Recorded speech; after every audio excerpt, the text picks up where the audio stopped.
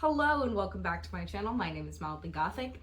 If you're new here, what I like to do is a variety of artsy content, everything from cosplay to just crafting, painting, jewelry, all of it. And today, as kind of hinted, we are focusing on cosplay. A few things. This is not the product you will see finished at the end of this video. This isn't even done. I had half of the footage I had recorded up to a certain point was 3 hours, and that was half of what I had uploaded into my editing software. That didn't even include everything that was on my phone. So I have at least 8 hours of footage for this project, and I'm trying to edit down 3 hours of it to whatever length of the video that you are currently watching.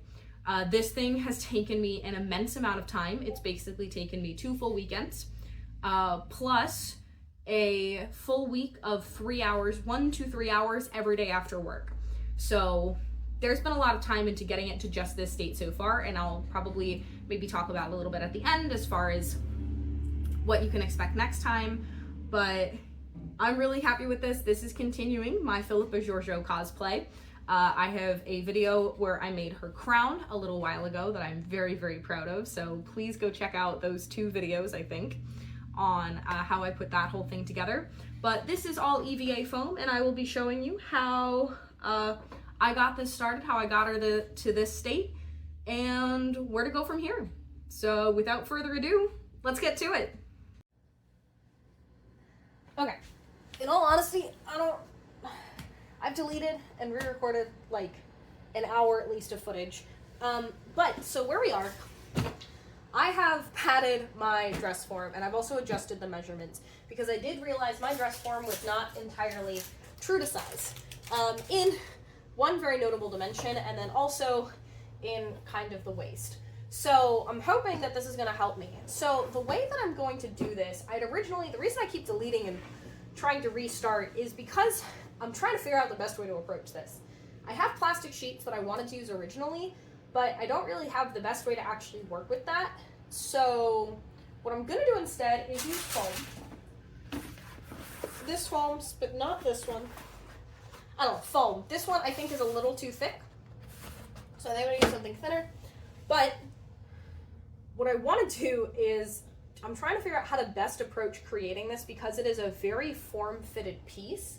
And so what I'm actually going to do is I think I'm going to make it in 4 panels, which is either going to be a great decision or a terrible decision, because there's naturally a lot of insert picture here detailing on the cross section of the chest. So what I think I'm going to do is I'm going to make myself a parchment paper pattern that covers, because I was making parchment paper patterns like this that are designed to cover kind of the princess seam, one side of the body. You can see how that kind of fits there.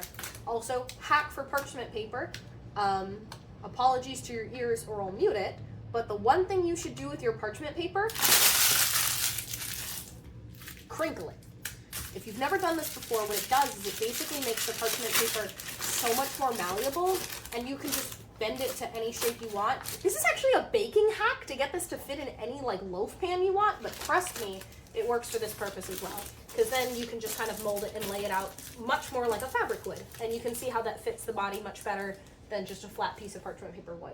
So this is how I was going to do it originally. I was going to make these forms and with a center panel, and obviously I still could and I still may because I have this, but what I think I'm going to try to do to save myself a little bit of sanity with this curved seam is follow the natural pattern of the actual piece and do the cross and have those be my seam lines, because I can hide those a little bit. I mean, it's going to be painted anyways, but I think I can hide it a little bit better with the detailing on top. So, and will give me a guideline for the detailing on top. So I think that's what I'm going to do. I don't know if that's a good decision or not, but it's what we're going with. So let's get started. You'll notice, even though I explain the benefits of why you should crinkle your parchment paper before using it for a pattern, that many times I will not in fact crinkle my parchment paper before making a pattern out of it.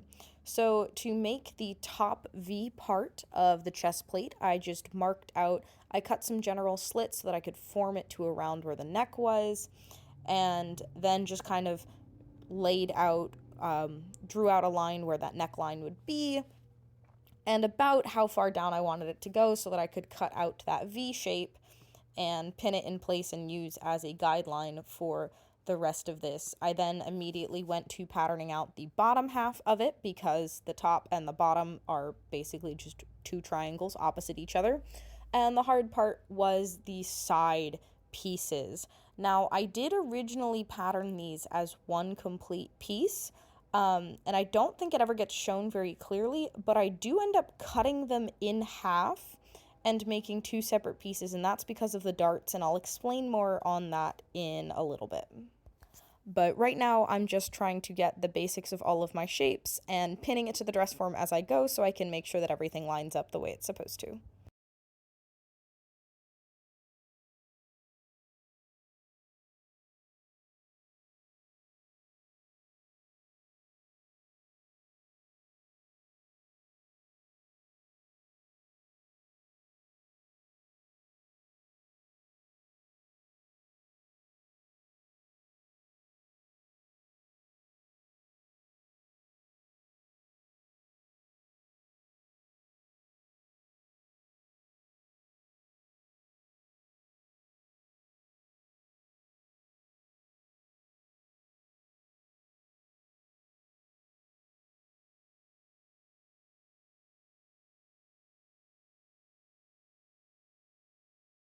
So, I don't know. Domino, what do you think? Hi, buddy. Hello. Are you a good boy? Yes, you are. Wherever possible to make my life easier, I did try to use the straight edge of the parchment paper and then kind of base my design off of that. So you can see that I'm lining up that straight edge of the parchment paper, so the sides, not either of the ripped ends, with the top part of that V, so that I have at least one solid line that I can match everything up against. And again, I didn't crinkle it for a little while, and it made my life more difficult than it needed to be. But I basically just tried to make darts in places that it seemed like would help me get the smoothest overall result and would be the easiest places to deal with and cut foam in such a way that I did not end up with points on the chest. I was very much trying to make sure I could maintain a nice smooth curve. That's something I kind of learned from my Mandalorian armor. I just did a single dart, and I ended up with a very, very pointy kind of chest piece. Luckily, it got covered by the panels that went on top of it, but it really wasn't ideal, and that's something I knew I wanted to avoid with this one. And I think doing two darts, that again, I ended up just cutting the line between them and making it an extra seam, so the chest plate ended up being made out of 6 pieces instead of 4, honestly was a really, really great idea. That in conjunction with using the heat gun to better meld the foam in the first place to the dress form before gluing it, all absolutely helped me in making sure that this design just looked better and more smooth than the Mandalorian chest plate that I made last year. I did have some challenges when it came to actually cutting these pattern pieces out. Certain tape doesn't like to stick to parchment paper, and parchment paper likes to move. So my EVA sheets were not fully flat, and so I just kind of had to use my pencil and mark out where I thought the lines were, and then cut out those pattern pieces with scissors. I always try to go a little bit outside of the lines that I originally draw so that I can cut them down. Unlike sewing, there is no seam allowance necessary, so I was cutting as directly as possible to the pattern because the size is going to be a 1-to-1. There is no seam allowance or anything extra that you need to account for. My biggest enemy here was definitely the curvature of the foam in the first place, but as I cut the pieces out, I replaced the parchment paper versions on the dress form with the cutout EVA foam. And you'll notice I'm sitting on the floor. This just ended up being the easier way to do it. My table isn't large enough to really handle the full roll of foam, and I was using scissors at this point, not an X-Acto knife, so I didn't need to worry about my cutting mat. So all in all, doing this on the floor definitely, I think, saved me time because I could just kind of push the foam away and grab the dress form closer to me. It's just what worked best for me. Is my posture and my back mad at me after that? Yeah, probably, but again, it's okay. Just like the parchment paper, I did try to take advantage of when the foam had naturally straight edges that I hadn't cut to, again, try to preserve as much of that straight edge as possible and reduce the number of, weird angles from scissors. If you're not super careful with scissors, you can get kind of harsh angles when you're going around a curve or even a straight line. So it's just better to try to avoid that if at all possible. Hi.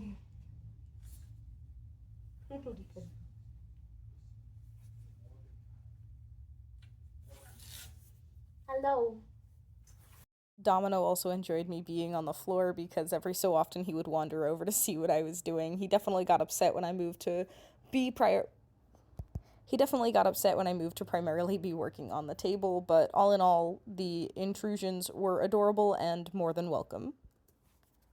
Another quick note with the side panels is I also definitely took advantage of the fact that they would be symmetrical, and therefore just patterned one piece of parchment and cut it out twice, making sure to flip it for the other side, because I wanted to make sure that they would come out the same, and you can't guarantee that if you pattern two separate pieces. You are more likely to get it if you just use the same pattern piece multiple times in order to ensure that if you cut it weirdly once, you cut it weirdly twice, and that weirdness is just baked in, and the two sides aren't asymmetrical, they are symmetrical in their weirdness.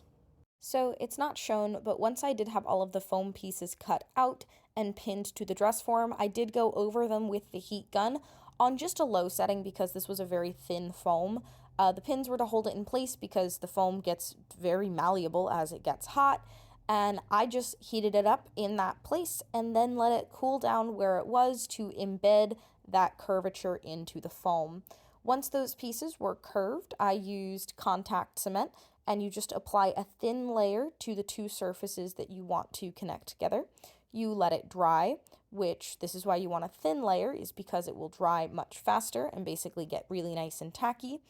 And once both sides are dry, you can then press them together. If you do it while it is tacky, they won't actually really stick to each other and they'll still slide around. If you do it correctly, you basically will not be able to pick it up once you put it down. It's very, very strong and keeps these things in place, which got me in some trouble later on because it was doing its job a little too well. So the other nice thing about splitting those side panels fully across that dart is it did make kind of putting this together a little bit easier. The reason that happened is when I had pinned it to the Dressform, I noticed that even with heating it up, I was not going to be able to get the curvature that I wanted from just the darts alone. And so I decided that if I cut where the darts connected, because they were pointing to the exact same location, I cut where they connected and then curved those seams to make it not a straight line, that I was going to be able to get a much more natural curve shape and take advantage of the properties of just a concave curve in general. So I just kind of slowly pieced all of these together, and it started looking like something pretty quick. Parchment drafting takes so much longer than you think it will. It genuinely took me a day just to get to this point. So I have the top part, and I'm aware there's a lot of pinholes. That's why there's a great product called moldable clay foam. I've used it in the past, and yeah, I can actually use that to smear and kind of smooth all of these ridges out, especially these, because I need this to be seamless and smooth. But I wanted to get this part done and finished, and I've actually put it on, and it actually fits quite well, better than anything I've done before.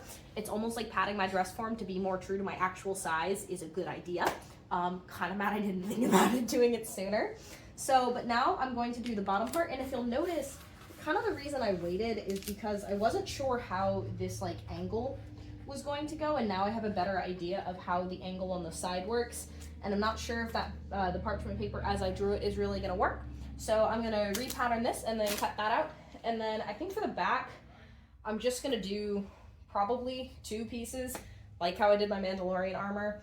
I don't know that I actually have enough foam to model the back right now. I think I do. But my priority is kind of the front, because I can start detailing this while trying to figure out what I'm doing for the back. So I'm also going to try to be smarter about how I attach it this time. I'm thinking of trying to either work with Velcro and or magnets as far as getting this to sit to the underneath of the garment, which is looks like it is a collared long sleeve, because she has like the designation collar that appears there. So this is what we've got so far, and I'm pretty freaking happy with it.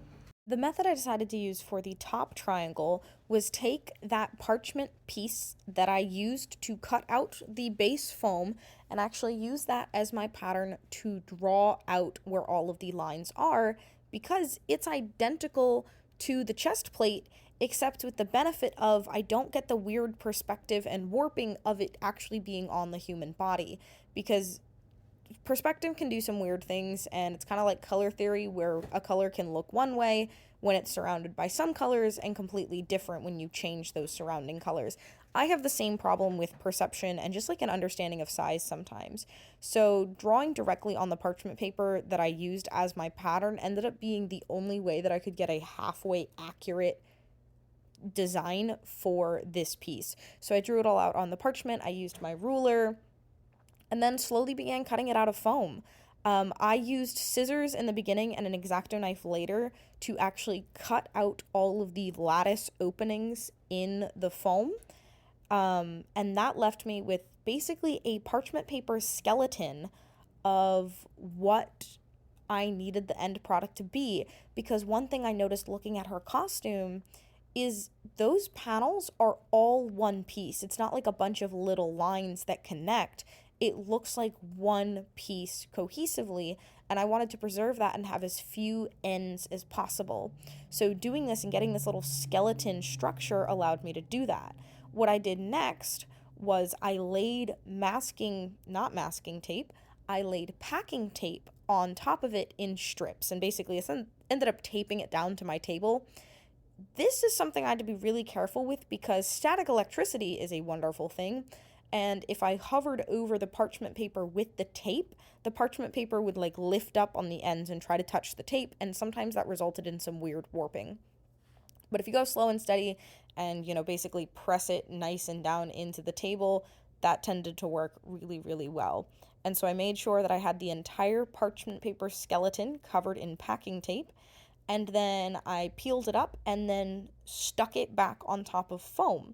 Once it was stuck onto the foam, I cut a general large shape that matched whatever I was doing, whether it be a large triangle, a diamond, a rectangle, any of that, around the parchment paper skeleton, just so that I didn't have to deal with the whole rest of the foam roll, and I could focus on this little piece that I had right in front of me.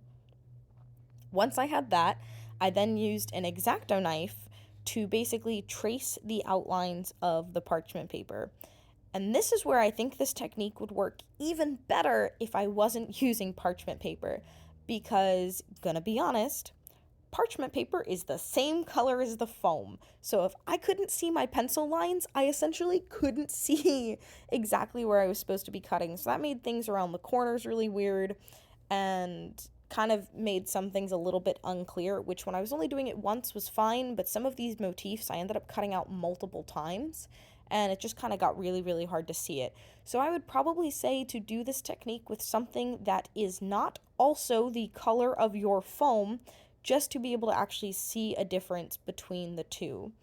But basically, the foam stayed in place with the parchment paper as I cut it out because of the tape, and then at the very end, I just peeled the tape and the parchment paper away from the foam, and I had a perfectly intact, solid piece of foam to use as an applique on my design. I just want to take a moment and say that this worked far freaking better than I thought it would. And now I have this as a solid piece, and I gotta trim this up a little bit so it goes there, but oh my god, I've got the top part of the piece. So I'm gonna trim this up, fix those little corners of fuzzies, and then let's, I guess, get it on the form. It isn't until much later that you will see another form of glue that is not contact cement. Until then, most things are contact cement. When I approached the appliques and attaching them, I prioritized a few specific connection points. And so for the top part, it was where the collar sat, and then also those two framing pieces next to the center detail. Because if those two pieces were aligned and the collar was aligned, then everything else was basically going to fall in place. So I applied contact cement essentially in patches and slowly attached things down as I went. This ended up working out the best and made sure that I didn't have to rip it up if it accidentally stuck, because there was no contact cement for it to accidentally stick to. Doing this piece by piece definitely helped with some of the finer details for this thing. So here we have our first round of appliques on. I'm trying to see if I care about smoothing out that part with foam or not, because obviously I'll do it more on the other side. That's why I'm focusing on the top right now, just because I can kind of fuss with those bits and this separately. So the last bit for the top is there's actually, and I believe this is basically a pyramidal raised bit that's gonna sit here, because these pieces, these ones obviously in the photos have like this angled attachment onto the top one, so that needs to be raised. But I'm annoyed at myself for what I did here, but that's fine. I think from a distance you probably won't notice.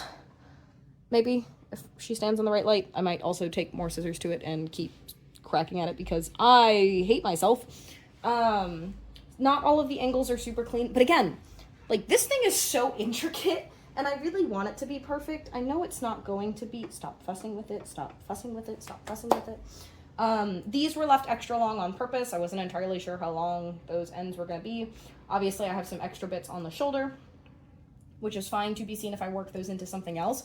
But, like, when I tell you I think this went from, like, craft fair to actually looking like a prop within literally one thing, my technique for this worked so incredibly well, and I'm so happy about that, because there's some really large sections on the sides of the chest here that I think I'm going to do in the same way.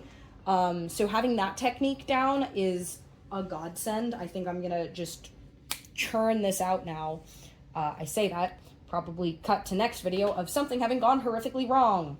But I'm going to fix, because like this is almost a straight line. I just need to carve a little bit more out there and that eyesore will go away. And I just have this bottom piece, and then I think I have part one of the appliques for this thing done. Obviously it still does not have a back, but that's not my priority right now, because the other thing is this does go over what appears to be a long sleeve leather jacket. I don't know if my face is in frame, probably not. But leather jackets have a particular amount of bulk. So my thought is just design the torso, and then when I get the torso designed, figure out the jacket that's going underneath it, because it needs to have a collar, because I have to create the little, basically, I think they're rank insignias, I'm not entirely sure, the pieces on either side of her collar. And I'll probably put the jacket then underneath the dress form, or underneath this, and then, so, Jesus, English is hard. The jacket on the dress form, this on top of the jacket, so then I can figure out how the back is going to sit, and if I want to work any magnets or Velcro, or how I want this entire thing to attach. Because that's the other thing. I'm going to do the collars super similar how I did my Mandalorian one, so I'm going to trim this up and then take a piece of my thick foam and lay it on the inside, so it'll have a nice finished edge there, so I'm not worried about any of those right now. So next thing for this is definitely that V part, and then I may jump to down here, because I probably want to have both of these sections done before worrying about these little V's. So, and I know the lines that I drew on this originally do not match what I ended up cutting out. That's because your first attempt may not always be your best one. So it's okay to start over. So anyways, I know this is a little bumpy. I'm hoping when I start putting the lines like this on it, you can't really tell as much, because it is mostly, you know, fit to the form that I want. So I'm really freaking happy with how this is turning out. I am also aware, I don't know if the side is in, but that I do have to trim the side or add a little extra piece. I'm not entirely sure what the length of this is right now, but that's where we are. That worked way better than I expected. I'll show it a little bit here, but I swear the process for every other applique that I put on this thing is identical to the one that I just went through. Drew out all of my lines on parchment paper, cut out the parchment paper skeleton, put the tape on top of it, tape that skeleton to foam, cut out the general shape so I don't have to deal with all the excess foam, and then use an X-Acto knife to cut out all the details. Peel foam away from paper, and bada bing, bada boom, you got yourself an applique. So I am making it sound a lot faster than it actually was. The process of making sure that I was cutting in very nice straight lines with my X-Acto knife was very tedious, and these things did take probably at least an hour, if not more, each. especially the drawing and patterning and making sure I had all the lines in the right place and everything lined up the way it was supposed to be. So it was not a quick process, but I do think it became a streamlined process. Once I had the steps down, it was very easy to repeat and just get them done. And I honestly think, again, I think they look really, really nice. Progress update. So I didn't film the putting these on because I was really stressed it was gonna go badly. They're relatively centered. I measured, so they should be at least the same distance away from the front. They should be about the same amount over the seam, and the seam should be in the same place. So theoretically these are in the same place, but you know, Bubbles in the foam says otherwise. So I did that to kind of intentionally hide a lot of this, even though I tried to smooth it out anyways. I'm hoping I can kind of smooth that out as it goes. So the part that I'm going to tackle next is the flat. There's a little bit more flat detailing up here.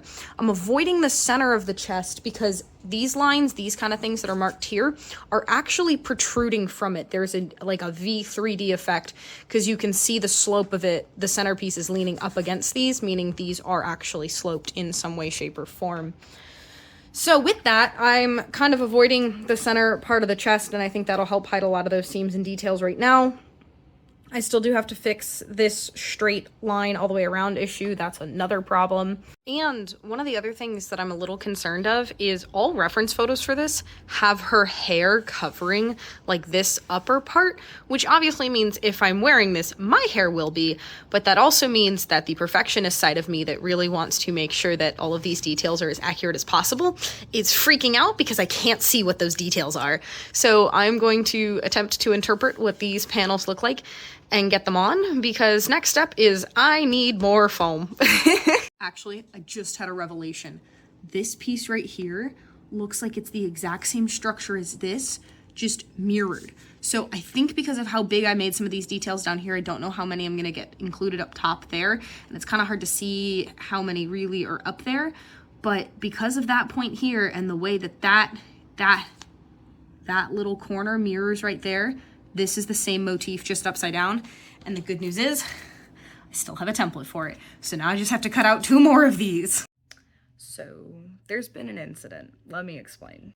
If you'll notice, there's now 2 large patches on the side. And it's because I realized I didn't have the dimensions for this quite right. So I finally mapped out how far out these go, because according to the picture, they should be basically just inside these 2 posts. And as you'll notice, this large right triangle is, and this is where I was originally going to put the upper one, which doesn't work because it's supposed to be, you can barely see that the angle matches this, which means 2 things. 1, this was in the wrong place because this angle is also supposed to match this one.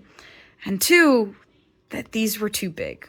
So before realizing and researching that hot heat gun probably would have helped me remove this, I got really upset and impatient and, gonna be honest, had a little bit of a moment and ripped those off.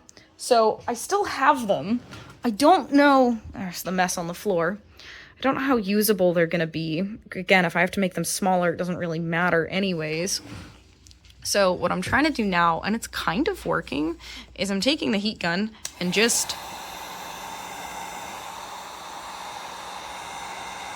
over the torn areas and then basically just trying to smoosh it down.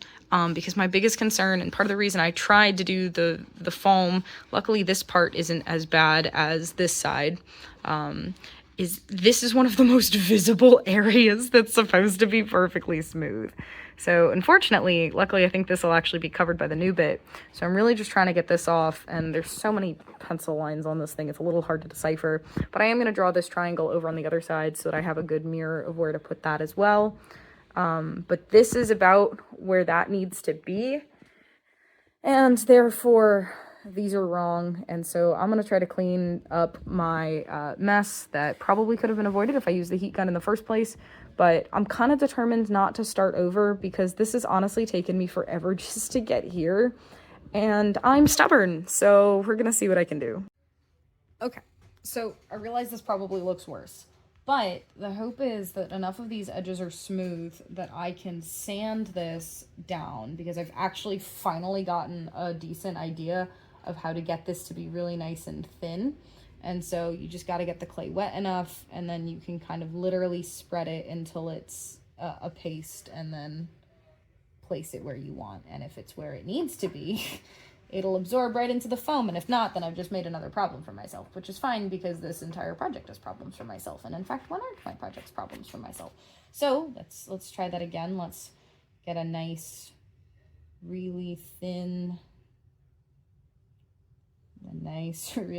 piece, and you place it on, and you can basically smooth the edges in. And though there's a small bump, it should be something that I can blend into the rest of the surroundings pretty easily. So I did a little bit on this side too. Not as many primary patches here. I'm not as concerned, I don't think, about this seam. I don't know why I went so ham with this one. I think there's something else there that bothered me. So we'll see how well or terribly this takes. And honestly, depending on that, we're gonna see where we go from here. I don't really want to start over, as I've kind of said. So yeah, I'm trying to keep my hopes up. I'm gonna be honest. It's a little hard right now. So I'm gonna measure that out over there and then work with these that I've already made and wasted foam on to see if there's any way that I can't get to figure out how small it should actually be instead. So there we are. I need to let this dry, meaning it's going to be overnight, so I won't be able to touch this again until tomorrow. Stop touching it. Stop. Jesus. Okay. Anyways, on to something else.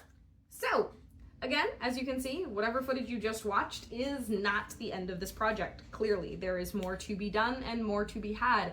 I may release a special video next week with kind of more of the content to not draw this out too long.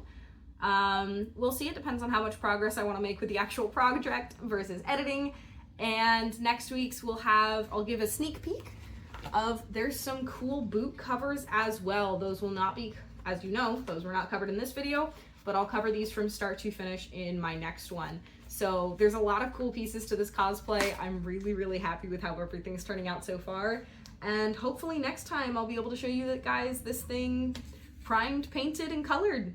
So thank you so much for watching this video. I know it is a very unsatisfying conclusion. Trust me, I am aware. I went through it and almost tore this thing to pieces, but we didn't. We've made progress and we're here. I'm sorry, my chair is squeaking like terribly right now, and I think it's been all through the intro and this outro. But regardless, if you made it to this point of the video, thank you so much for watching. Please stick around, subscribe so you can see the second half of this thing to come together. Comment if you want, I don't know, comment your critiques on how bad this looks. I don't know. Comment something, comment something, feed the YouTube algorithm. It really helps out my channel a lot. The more engagement I get, the more videos get shown to other people, and the more I can kind of grow the audience and share it, because I really enjoy sharing these projects, and I'm really thankful for you for watching. So if you made it to this point, seriously, thank you so much. It's been wonderful to have you in my little corner of the internet, and I will see you in the next one.